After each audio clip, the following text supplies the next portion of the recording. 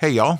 So, this is Mark. I did my first office hours thing a couple weeks ago, and it seemed like it received some good feedback, seemed like people benefited from it. So, I'm going to do that again on February 21st. Same bat time, same bat channel. So, 8 p.m. Central. It'll be on Airwiggles. I will drop a link below to the event. But one of the things that didn't quite go right was, I guess it went right. I got a lot of questions in the chat, but I did not get to any of the questions that people had sent through the Google form. There will also be a link for that Google form down below. But I'm going to go through quickly today and answer some of the questions that people submitted via the form because I wanted to make sure they got answered. And that'll be it for today. And then I will be back, I guess, in a week from tomorrow to answer more questions live. And if any more questions get asked via the form, I'll try to answer them live. And if not, I'll do another follow-up like this. So let's get started. I don't know who these questions are from. The form is anonymous. So I hope that would encourage people to ask questions a bit more freely. But I'm going to read the questions, and then I'm going to give you my best attempt at answering it. So, as a veteran audio pro and music composer with absolutely zero experience in game audio, other than a longtime enjoyer of it, how much room is there for me in game audio, and how difficult is it to make a foray into the industry? I would love to do sound design or music for games, but I'm unsure of the path toward that goal. So, anytime I get questions about how to get into the industry and is there room for me in the industry, given what's gone on for the last year or so, I'm going to have a different answer. And that is because of the absolutely tremendous number of layoffs. I know a number of really, really exceptionally talented game sound designers, very senior level folks that are out looking for work right now. I think most people watching this will know, but for those who don't know, there have been just an outrageous number of layoffs in the last year. I think we're at 6,000 layoffs so far this year, and it's only the middle of February, so it's really bad. Anyway, so to answer your question, how much room is there for you in game audio? Excuse me, I don't know if there's much room for you in game audio right now. Normally, I would say there are opportunities, certainly, but coming in with audio experience outside of game sound, you're going to have to build back up from the bottom a bit, and that's just harder than normal to do right now. The best advice to get there would be to start building a portfolio, start practicing. I keep mentioning Florian Ardelin's Bible to Getting a Job in Game Audio document. I'll put a link to that in the description, along with some of the other links I promised last time. I would still say that's the great way to go. I think if you've got experience as a music composer and an audio pro, you've got some advantages in that there are lessons that young game audio folks have to learn that you maybe won't have to learn in terms of the craft of making sound, but you're still going to have to build up a network. You're still going to have to build a portfolio. You're still going to have to kind of work your way in. So there's a path, but it's definitely a bit of a step backwards to go into this versus whatever you've been doing previously. Excuse me. And I think that's true of anybody who wanted to change tracks, even in the audio field. Like if I decided, hey, I'm 43 years old, I've been doing game sound for 18 years, I want to go be a film sound designer, I would definitely be taking some steps back before I could work my way back up to the same level of career, or if I wanted to go become a music engineer or something. Before I move on to the next question, I just want to say I've got really bad allergies, so I apologize for the coughing, but in order to do this fast, I'm not going to go back and carefully edit this because I just don't have the time. So sorry for the coughing. I have a cough drop, but I'm going to cough. Allergies suck. I'm allergic to everything. So the next question is, do you use existing/available resources and then adapt them, or record everything from scratch? For example, the Sonus GDC pack. The answer is both. My job as a game sound designer is to deliver the best game experience possible. Notice I didn't say the best sounding game possible. It's to deliver the best game possible. And what that means is that I either need to find or create the sounds that best support the gaming experience. Sometimes that's going to be finding a sound in a library and tweaking it a bit to fit the context and putting it in. Sometimes it's going to be building something custom out of a lot of sounds from my library. Sometimes it's going to be going out and recording original stuff. It really depends on what I'm trying to make sounds for.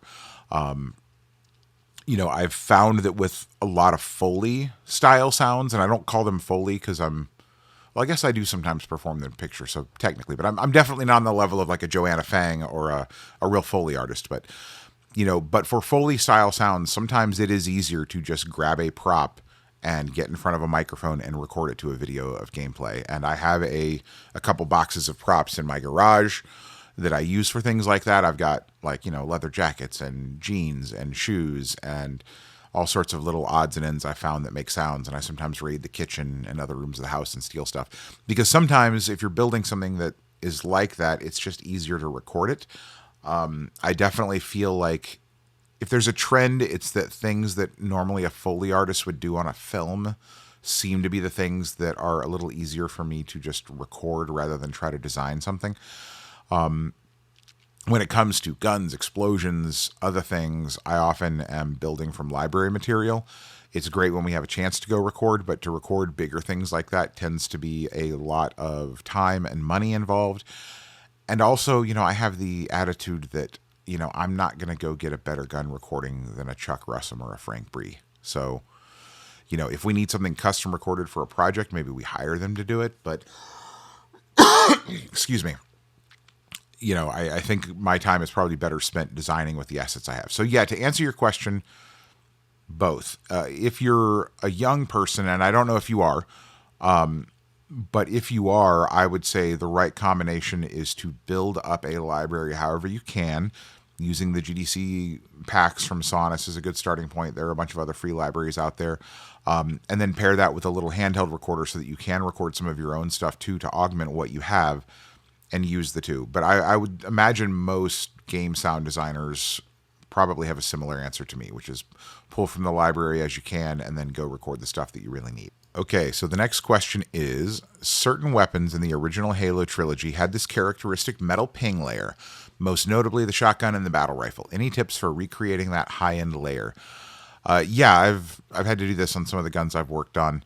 A couple thoughts. First of all, I'd love to pull up a demo and show you, and I feel like I should explain this.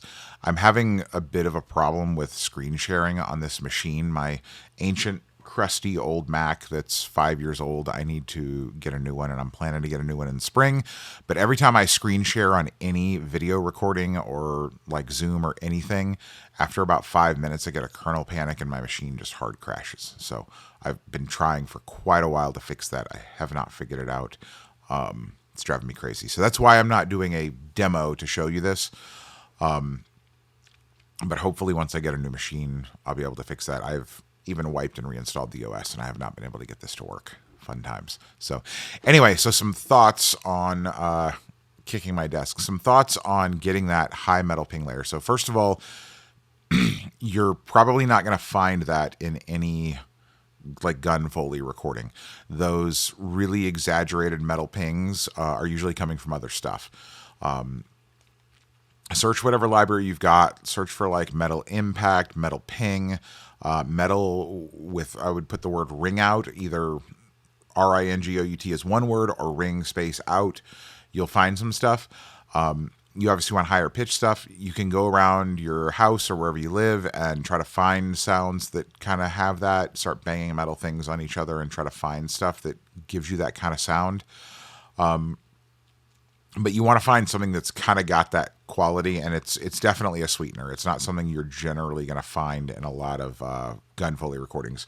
So once you find a good source material, there's a few things I often do to them to try to help them stick out and, I say it's funny, stick out and fit in with the gun sound. You want them to fit the design, but you do want them to be kind of a recognizable characteristic of it. So, pitching matters. Play with the pitch of it relative to the pitch you hear of the other parts of the gun sound. Where you sequence them in time relative to the gunshot and everything else makes a difference. Volume automation is a big deal. When you have a layer like this, you want to make sure you have enough space for it in not just the mix of your game, but just the mix of elements that make up the gunshot sound. So I will often I often, when I'm designing layered sounds, I often go in and do little volume volume automation curves on individual layers of the sound to create space for each element, whatever element needs to be dominant at any particular moment in the composite of sounds. You should also clear EQ space for this, so you know what frequency space that ring out is going to occupy when it is present in your sound in time. Go apply EQ to the other elements to clear space for it. And you don't need to just carve that space out of those elements for the entirety of the gunshot either. You can build a good EQ curve and then automate the gain reduction just for the time when you want the ring to be really prominent. So, pick the right asset, clear space for it in volume in general, but in frequency space. Saturation is a big thing that helps with getting these things to stick out. You don't necessarily want to distort the crap out of it. Maybe you do, depending on the aesthetic of the game you're working on, but even applying some tasteful saturation to it, don't think like distortion pedal craziness. Think warm saturation that kind of gives it some toastiness. Like that can kind of help. Toastiness, is that a word? Also compression, often to make things like that stick out in the composite of like a gunshot, which is a really, really loud thing, you often have to hit it really, really hard with compression. When I'm building gun sounds, I'm often running things through K-clip as an example. So that's clipping it, running it through limiters, pushing things really hard. You really want to squash the dynamic range of certain elements of your design. Even if you have a lot of dynamic range in the overall design, it can still be very helpful to really crush the dynamic range of individual components of that design to make them stand out. And metal pings like that are definitely an example of the kind of place where I would really hit hard with saturation and compression and or limiting to get them to stick out. So next question is, what sort of non-audio tools should a junior sound designer spend more time with than they might realize, and what are they used for? This is a great question. There are a number of things that you should really get your head around that I think will be really helpful to you. A lot of them are very boring, but very important. Learn source control. I would definitely go learn how to work with Perforce and maybe Git or Subversion. Every studio I've worked with has used Perforce. This is the AAA space. I don't have numbers off the top of my head for how broadly used things like Subversion and Git are, but I know they get used by more indie developers. But I would really get your head around how source control works, how some of the bigger ones work, and be comfortable doing that. Learning how to merge text-based files and source control is very, very helpful. Learn how to check files out, check them in. Learn how to roll back a change if you've checked in something bad and you need to back out and fix it. That's an important thing. Sometimes you make a change and it breaks something and you need to roll it back quickly so that you can then have some time to go figure out how to make your change without breaking things for other people. Excuse me. And like I mentioned, merging is a big one. But I would definitely learn source control. Office tools, specifically word processor, spreadsheet, are the big ones. We use Google Suite at certain affinity, so it's Google Docs, Google Sheets. When I was at Activision, we used Microsoft stuff everywhere, so it was Microsoft Word, Microsoft Excel. It's not very exciting stuff, but it's very, very important. Let me see what else. Task tracking. I don't want to say everybody. A lot of people love to hate Jira, although I would argue that your Jira is as good or as bad as the person who set the project up. But learning how to work with a task tracking tool like Jira, or I actually don't know what else is still widely used in that space. I think there used to be one like DevCamp or DevBase or something. There's a few things out there, but Jira is a big one.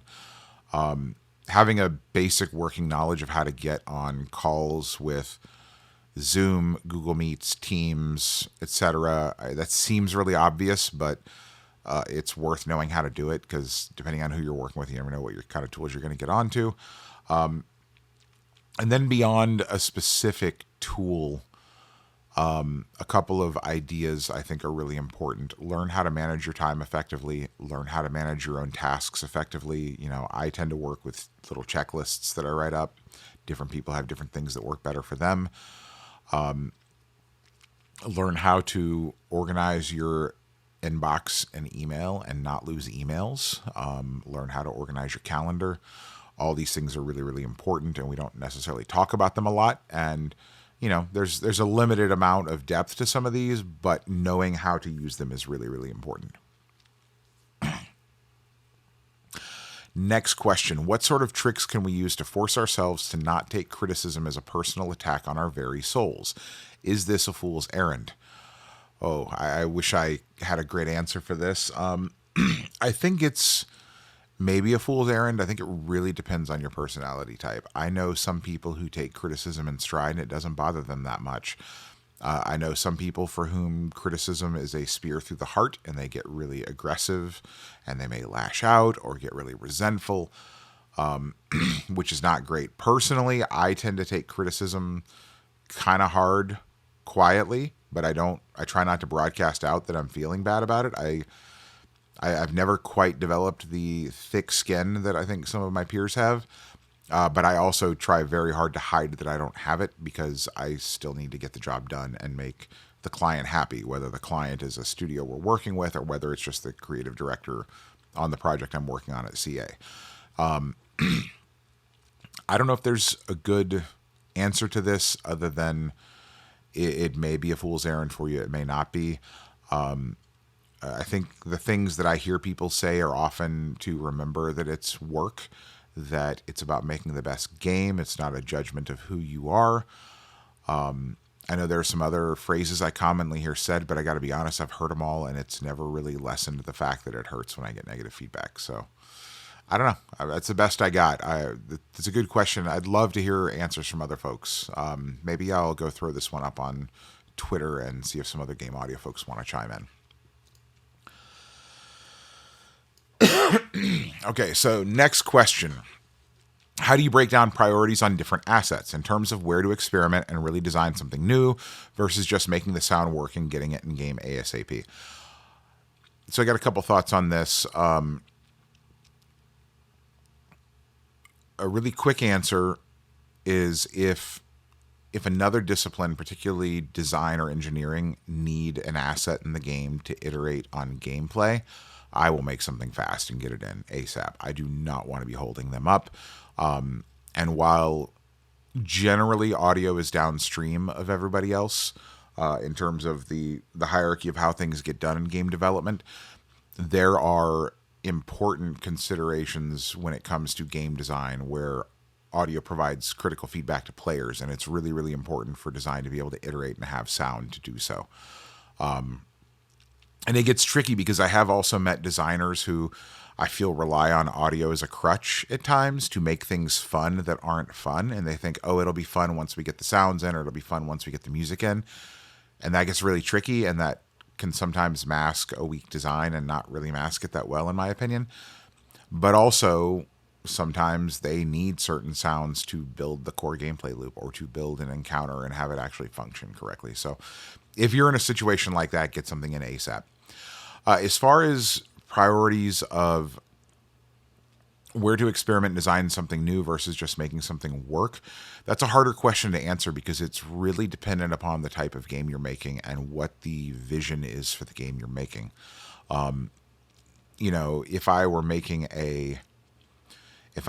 I was just reading an article about Immortals of Avium this morning, so I'm going to use that as an example. If I were working on Immortals of Avium as the audio director, the things that jump out to my mind immediately is I would put a lot of time and effort into getting the spells right. Anything that the player does to interact with the world, that to me is something that's worth spending a lot of time. Anything in the world that is really critical to the narrative or critical to the experience is an area where I would spend more effort and try to design something new versus just making something work. You can fill in a lot of the gaps between those critical things with stuff that you spend less effort on. We talk a lot about the pillars of an experience. So when you think about a game like Immortals of Avium, I'm sure that their audio team sat down with their design and creative director and said, like, what are the core pillars of our experience? Like, we want magic to feel exciting and interesting. We want, the story to be a really, really important piece of this. We want people to come away from this having memories of encountering these characters. Whatever your pillars are for your project, define them. Figure out what your audio pillars are below that, and make sure that they support the overall pillars of the game design itself. And that should give you some guidance as to where you should invest your time in terms of like real investment in creating and or recording a lot of original unique content versus pulling stuff from libraries and just kind of tweaking it to make it fit. The size of your team and the amount of time you have and the budget you have also is going to really heavily inform that. If you've got 70 people working on the sound for a game, you're going to have more time to go deep on every little detail. Whereas if you're trying to ship a AAA experience and you've got 4 people, you're really going to have to triage and pick and choose where you spend your time. Okay, so next question. Aside from a killer reel relevant to the project and some game dev experience, what are some ways that early career sound designers can rise to the top of the applicant pools? Are there any specific soft skills that you look for in candidates, and what are some of the ways you've seen those presented? That's a really big question. So killer reel and relevant game dev experience are really, really important. Honestly, I think the killer reel is one of the biggest ways to get to the top of the pile. The things that are less important than that, but still very important, are networking and being a recognizable name. If I see a killer reel and it's paired with a name that makes me say, oh, I've seen that person talking in the community, or I met that person at an event, they were really, really nice, that's going to help. Soft skills, I think it's going to vary a bit based on the studio you're talking to, what they prioritize. I can certainly tell you that at Certain Affinity, we prioritize a few things. We want somebody who brings very little ego to the team. We want people that are collaborative and friendly and build each other up rather than tear people down. We do a lot of co-development, so we want people we can put on a team with a client studio and trust that they're going to act in a professional manner and not say anything that makes us look bad or be embarrassing or lash out or do anything crazy like that. Professionalism is a really, really, really big thing for us, especially in audio, because our audio people often get somewhat embedded in the external teams that we're working with. Having, I don't want to say good opinions, but having detailed opinions about sound is something I look for. I often, when I interview, I want to talk to people.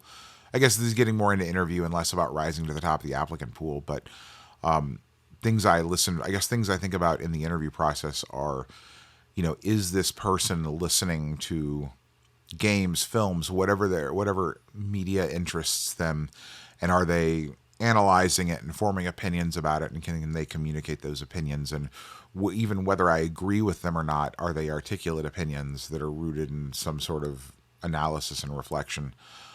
A willingness to take criticism and not get defensive. Those are some of the things I look for, but I really think, like, I can't overstate how important the a quality demo reel is to your application. Pairing it with some networking and just being a good human being will go a long way. And again, the gap between the reels that are good enough and the reels that aren't is still pretty massive. So I would really, really suggest you invest in those. Also, I mentioned some of the other skills above, like knowing above previously in time. God, I'm looking at my notes and it's like above. I mentioned some of the other things, the other tools that are worth learning, like source control, that kind of stuff. It's great to mention that you know how to do that stuff. That helps out. That's also worth mentioning. Yeah. So next question. What are people in the industry looking for in a portfolio, resume, cover letter when it comes to hiring for entry sound design positions? So this is a similar question to the previous one, not identical. In the portfolio, I'd say we're looking for promise, I guess. Maybe that's not the right word. We're looking for potential. That's the better word for it. We're looking at a when I review portfolios, I'm looking for what is the person using sound to do in this portfolio? What are they trying to communicate to the viewer, to the listener, to the player? And are they trying to communicate the right things? Are they trying to get gameplay information across? Are they trying to get an experience across? Or are they just trying to make whiz-bang sound effects? How well are they covering detail? How well are they mixing? It's a lot, but those are the things I'm usually thinking about. When it comes to resume, for somebody who's entry level, I'm usually looking for professional experience, even in other areas.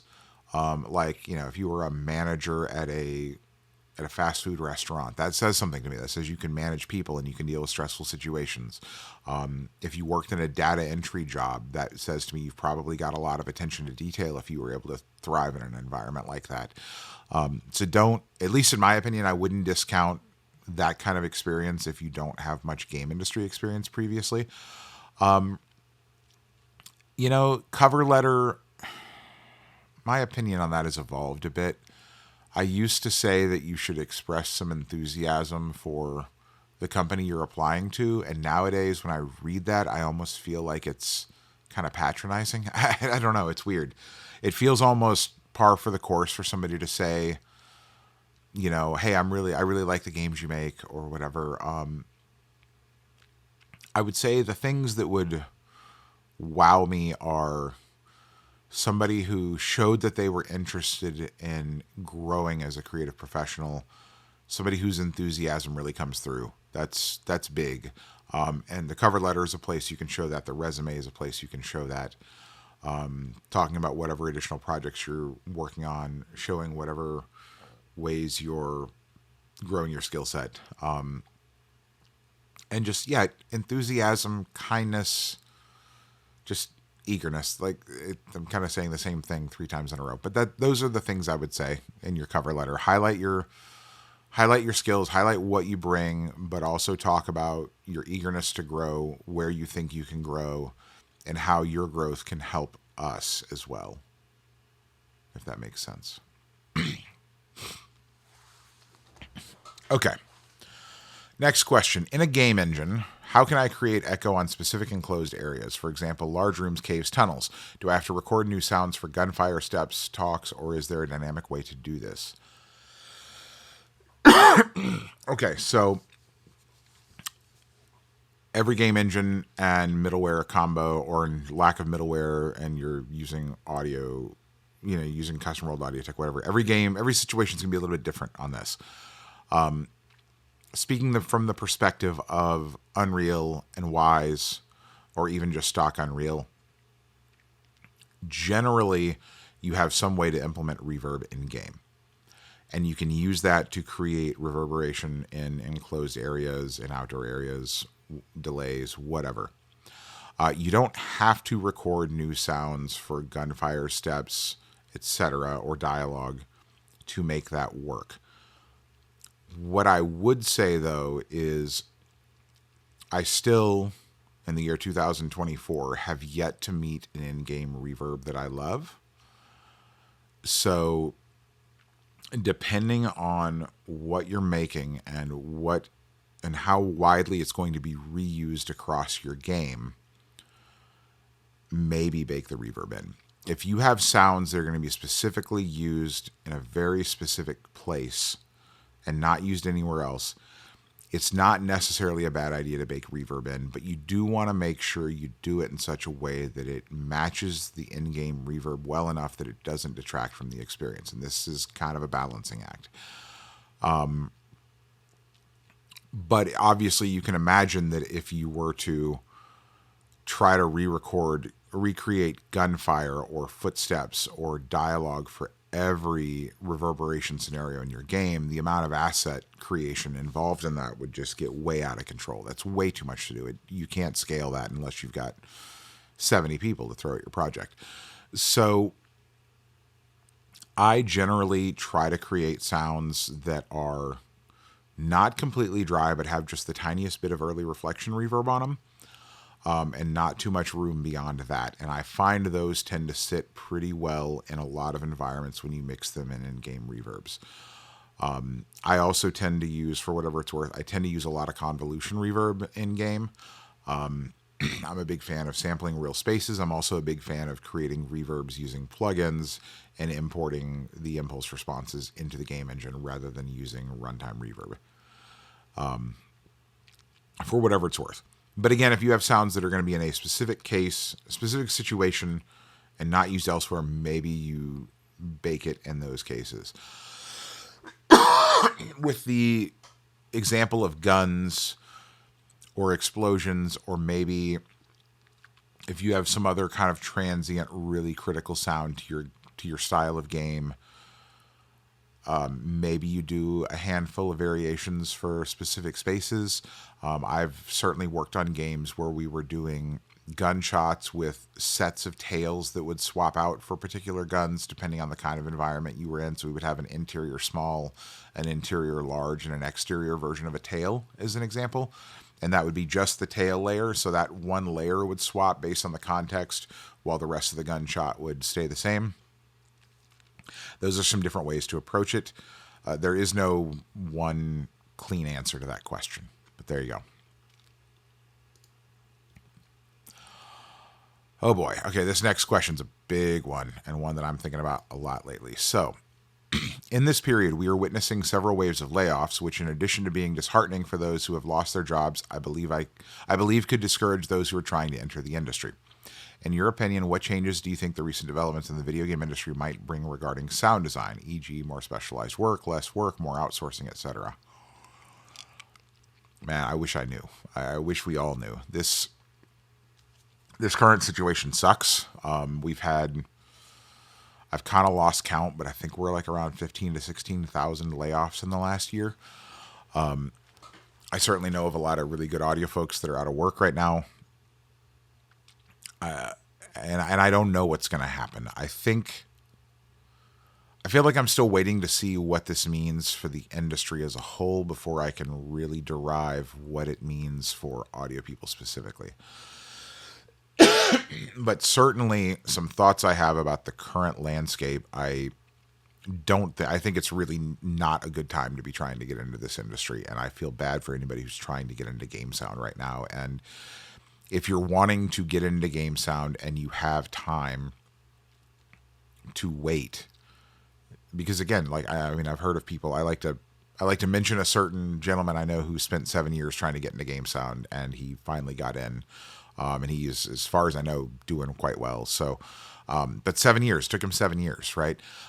If you're at a place in your life where you're early enough, or you have a stable job in another industry that you can take some time to get in, I would buckle up and wait it out. And that doesn't mean don't apply for things, but that means like understand that where it normally can take a while to get in, it's probably going to take a bit longer now. I wouldn't be a person who walked away from their day job tomorrow and bet the farm on trying to get into game sound. This is not the time to do that. As far as what I see coming on the horizon, I think a lot of companies have probably overcut.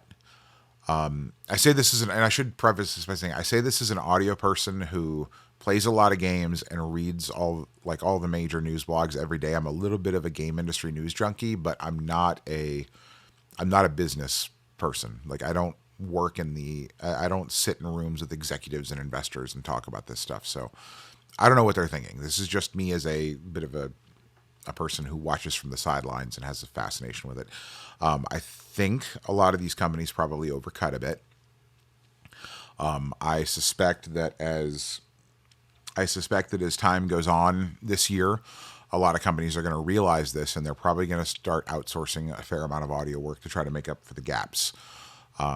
Because they still have games to ship. There's not as many coming around the corner as there were last year, which was, a ridiculous number of games last year. But I suspect there will be some sort of uptick in outsourcing, and I imagine jobs will start opening up more and more as the year goes on. At least I hope that's the case. Maybe I'm being optimistic. The big question mark I don't know how to answer is and again, this gets back to my initial statement about I feel like I want to see where the industry is going before I can speak specifically to audio. We went through this cycle recently in our industry where a lot of external investors started buying companies and started investing in companies, and it has not really gone well for a lot of them. At least it has not gone as well as they wanted. And so they're having this reaction of pulling back money, not funding things, which is causing the publishers to get really skittish about funding projects, really skittish about investing heavily. And some of them are laying people off to try to make their quarters look better. Others are laying off because they over acquired or they got too big too fast. Some studios are changing their strategy and relying more on outsourcing. Like, there's a lot of shit going on. I don't think there's one clean answer for what we've seen in the last year. But because it's such a messy combination of events that, in my opinion, have led to what's happened over the last year, I don't feel comfortable saying that I know where things are going right now. My hope is that companies will start investing in building games again. I mean, they're going to have to some degree. I just don't know how many they're going to be funding. I don't know if they're going to get even more conservative and invest in really, really safe bets, like just keep regurgitating the same. I shouldn't say regurgitating. It sounds so dismissive. Keep reshipping the same IPs that they've been shipping in the past. Like, I don't know if people are going to get really terrified of new IPs and only focus on shipping sequels. I mean, we were already kind of in that space, but is that going to get worse, or are people going to start taking more risks in the next year? I don't know. And until we have a clearer view of what's going to happen, I don't think we can say much. What I do know, what gives me some optimism, is there are a lot of players. There are a lot of people that play our games, and sales across the industry, while they did take a dip the first year after COVID, they're climbing back up again. So game sales are going up. I think as of the end of 2023, I think we might have matched pre-COVID levels. But also 2023 was a crazy year for game releases, so that might have contributed somewhat to that as well. And I don't know how to do the math to scale that. So I'm optimistic that the customers are there. What I'm not, I don't want to say I'm pessimistic about it, but what I don't necessarily understand is where the hearts of and minds of investors are right now. And I mean, I know the people watching this video, and certainly I am in this for love of the game. Like, we love games, we love our craft, but a lot of people funding us, unfortunately, are 100% about the money. They're about how do I make a return on my investment here, and I just don't know where their heads are. So that's my very complicated, messy, long-winded answer to that. I wish I had a great answer for you. But yeah, I think we'll see more outsourcing in the near term. Beyond that, I'm just not really sure. All right, next question. Any suggestions for high rate of fire weapons like a chain Gatling machine or minigun? And then there's a bit of an explanation of, looking at videos of single shot weapons versus full auto weapons versus something like a Gatling gun or a minigun. They talk about mixing reverb and other things. I also find because of the rate of fire being high, it could be difficult to mix the transient and body with the body being played so often. And then the tail too, I'm thinking it's a lot of creative mixing, EQ and sidechain. You need to decay the body quick for the tail to play through the mix as well. Then there is the wind up too, because the rate of fire doesn't start at full speed. I need a game shark code or something for this. Yeah. Okay, so I have a few thoughts on dealing with high rate of fire weapons. And I feel like I've got to give a mini shout out to the person who I feel really taught me how to make gun sounds and be effective at it, which is a guy named Travis Nace. Not very active on social media, but crazy talented sound designer. I think he's currently at Meta. Anyway, he sat me down one day many, many years ago and was like, okay, I'm going to teach you how I make guns. And he makes really good gun sounds. So some thoughts. Dealing with high rate of fire is tricky. First of all, once the rate of fire gets too fast, I think it gets to a point where it's hard to really articulate individual shots within the burst or within the sustained loop of fire. One thing that can help with that is decoupling the visible / in-game rate of fire from the audible rate of fire, because once it gets fast enough, the player is probably not going to notice if the audible rate of fire doesn't totally keep up. And if you're able to slow the audible rate of fire down a little bit compared to the visible rate of fire, that can give you more room to articulate the individual shots and bring out more character. So doing it as a loop is definitely helpful. Now there's a lot of tech digging to get between doing single shot weapons and loop weapons. And generally speaking, I'm actually a fan of doing single shot weapons, even for fairly high rate of fire weapons if I can, because I think it gives you a little more power in the implementation. As long as you're, God, and this is another rabbit hole, but as long as you're able to keep rate of fire consistent, despite visual frame rate and in-game tick rate, there's a whole rabbit hole around what is the tick rate of the logic driving the automated fire of the weapon versus how do things happen underneath versus what is the rate of fire aiming for, and does the tick rate of whatever is driving it, if it's like 20 hertz or 30 hertz at a scripting layer, or if it's 60 hertz, or is it slaved to visual frame rate, which is a bad idea. Like, you don't want to slave your audible frame rate of weapon fire to your visible frame rate, at least not if it's not super consistent, because it creates this kind of galloping effect where the gunshots speed up and slow down, and it can be really problematic. God, we could probably talk for hours on this topic, but assuming you solve all those problems, I'm generally a fan of doing single shot weapons, even for like burst fire and automatic weapons. But when you get past a certain point, I think it's really better to go loop. And again, if you can decouple the audible rate of fire from the in-game actual design rate of fire of the weapon, it gives you a little bit of flexibility to do something a little more creative with the sound. You're probably going to get pushback from designers. I've had some interesting arguments with people where they pushed back on the idea of decoupling the audible rate of fire from the visible rate of fire, because some designers and engineers tend to think it has to be perfect. But the reality is the player, I think, doesn't notice as much, as long as both rates of fire, even if they diverge a little bit, as long as both rates of fire are pretty fast. In terms of building the content, you definitely need to, whether you're building single shots or loops, you need to figure out what your rate of fire is going to be. You'll probably need to modify your content until design settles on what the actual shipping rate of fire is for a gun. And certainly in the world of Call of Duty, I saw guns where they just kept tweaking the rate of fire all the way up until the bitter end of specific weapons, and that was kind of difficult from an audio perspective because we would have to chase those changes. But basically, you want to build gunshots within your loop or single shot, however you're approaching it, preferably in a loop. You want to build them so that the envelope curves down enough to have enough dynamic range before the transient of the next shot begins. You really want to get some sort of dynamic range gap in there, because that'll really help you articulate the individual shots.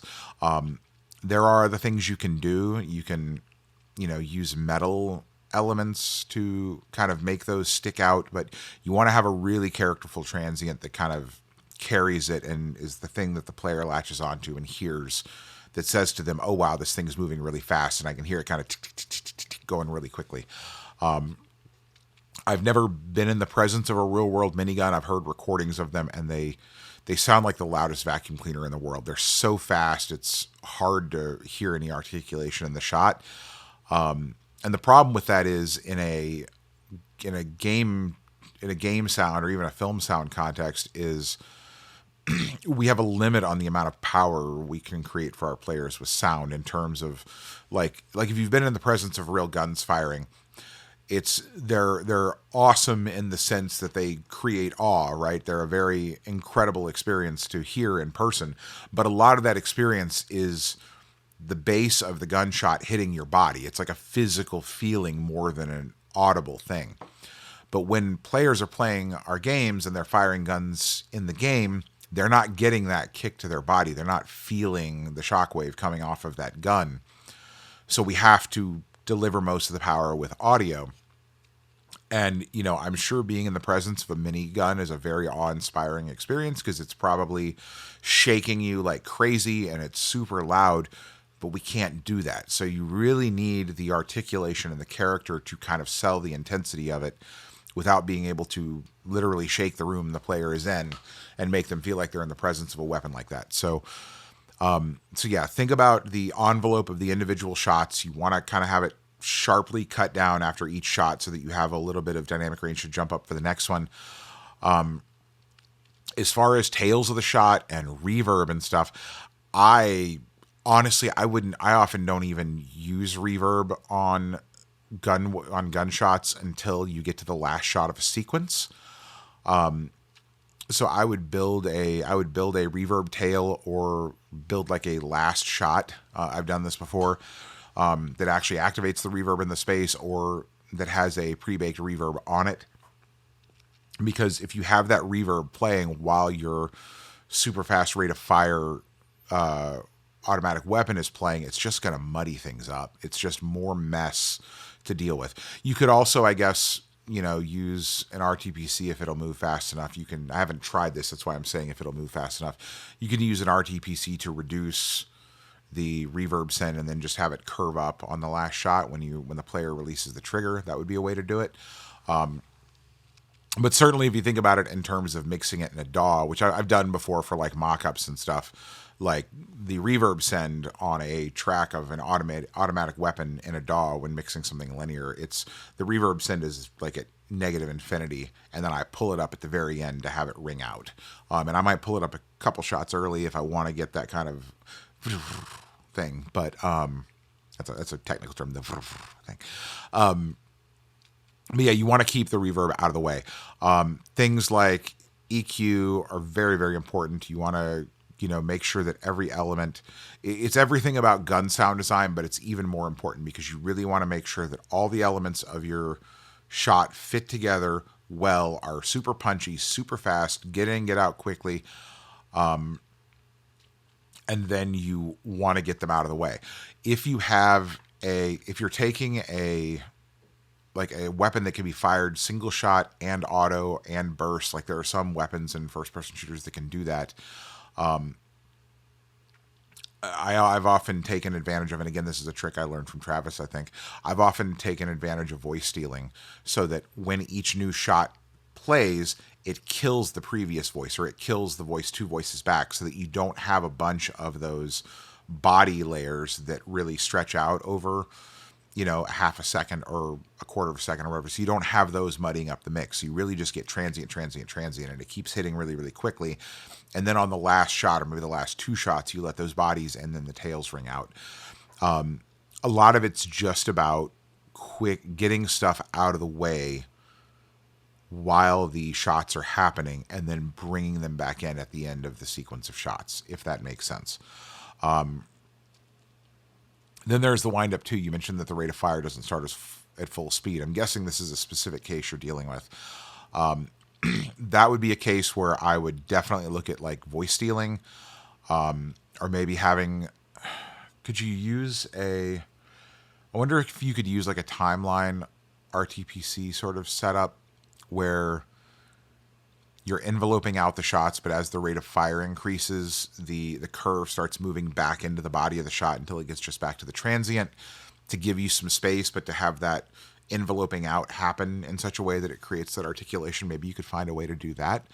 But yeah, the wind-up would be tricky. I'm actually not sure if I think I have dealt with that, but it's been a long time, and we were in proprietary tech, so I haven't had to deal with that problem in a while. But yeah, again, like, look at ways you can envelope. I mean, if you've got to deal with a wind-up, I would worry less about enveloping the shots at the content level, and look at how you can create envelopes that fade the shots out to make space for the next shot at runtime, using like an RTPC kind of thing. Even just an RTPC within Wise. It doesn't necessarily have to be getting data from outside of the game, but see if you can somehow do an amplitude curve in Wise and then maybe reduce the duration of that based on the rate of fire as it's updating from the game. But yeah, just clean as much stuff as you can, and also clean other things out of the environment, whether it's ducking things in game that are not this weapon around it, or even I've had good success using low pass and high pass filters creatively on the rest of the mix around a weapon like this. It's just to carve space in the background noise to make room for it, but you only want to carve what it actually needs. You don't want to carve out stuff that may be audible above it in terms of frequency, right? So if you have somebody yelling over top of it, maybe you carve the low end out of their voice, but leave some of the high end so that you can still hear them coming through. Those are some thoughts. It's a really, really complicated task, as you suggested, and I wish I could sit with you and talk through some of these ideas, but there are a lot of ways to deal with that particular problem. Okay, so last question. This is another big one. Oh wait, this is not the last question. This is the next last question. I didn't sort my notes correctly. Okay, next question. Derp. Apart from applying for jobs in the video game industry, would you say the next best method for uncovering entry-level opportunities is through networking and establishing connections? Do you have any other suggestions aside from this? I don't really. I feel like applying for jobs, networking, establishing connections, building your portfolio is really it. I mean, I would say another layer of networking is trying to build mentoring relationships with people. Because if you can get a mentor who's a working professional to mentor you, that'll get them a little more invested in your success. Maybe that means they can hire you down the road, or they can help put you forward for other opportunities. So I would, I guess that's kind of taking your network and maybe turning it into people who will vouch for you and try to help you get hired. But yeah, honestly, it's really about networking and building a portfolio and trying to find the listings when you can. And like I said, I don't think there's going to be a lot of entry-level opportunities right now. Unfortunately, it sucks. All right. The final question is 3 questions. So, let's go. All from the same person. Question 1. When recruiters listen to our demo reels, what do they generally watch on? Is it headphones, surround sound, phone? I know it shouldn't matter, but I'm very curious. I wish I could tell you. And the reason I say I wish I could tell you is I've seen everything. Recruiters are probably listening on laptop speakers or headphones. Often this is no disrespect to recruiters. They're in a different field than we are. They often don't necessarily know what they're listening for, especially when it comes to things like identifying potential. When some of them can listen for things like, oh yeah, it sounds like a professional game, but there'll still be a lot of variety in the quality that they let through. So it's hard to say. I wouldn't. This is going to be weird to say. I wouldn't count on a recruiter being wowed with your portfolio. I would worry about how to get your portfolio in front of the audio department. And that's where the networking piece comes back into this. Like, it is ideal if you can not just apply to a job, but be talking to somebody who works there in audio. Even better if they're involved in the hiring process, to make sure they get ears on your resume and on your portfolio. And to go back to the previous question about finding mentors, this is where this also connects back to that. A great situation is when you're applying for an audio opening on a team where somebody's been mentoring you outside of work already. Next best would be applying for an entry-level opening on a team where somebody that's mentoring you knows somebody there and can make sure you get to see their demo reel. Some of us try to do things like, give feedback outside of work, or watch things like Real Talk, go to things like the Gang Demo Derby at GDC. Like, some of us try to do those things to kind of be aware of who's out there and look for promising candidates as well. But yeah, I wouldn't count on recruiters hearing a lot. And again, the way they're listening is all over the map. The second question is, if recruiters had to pick just one attribute in a candidate, which do you think would be the preference, the ability to do or the ability to learn to do? The recruiters I've worked with, I would say, let me back up from that. I would say it depends on the role. If it's a senior role, it's the ability to do. If it's a mid-level role, it's probably the ability to do and the ability to still learn to do. If it's an entry-level role, like a junior position, it's the ability to learn to do. But again, recruiters aren't always the best at identifying that.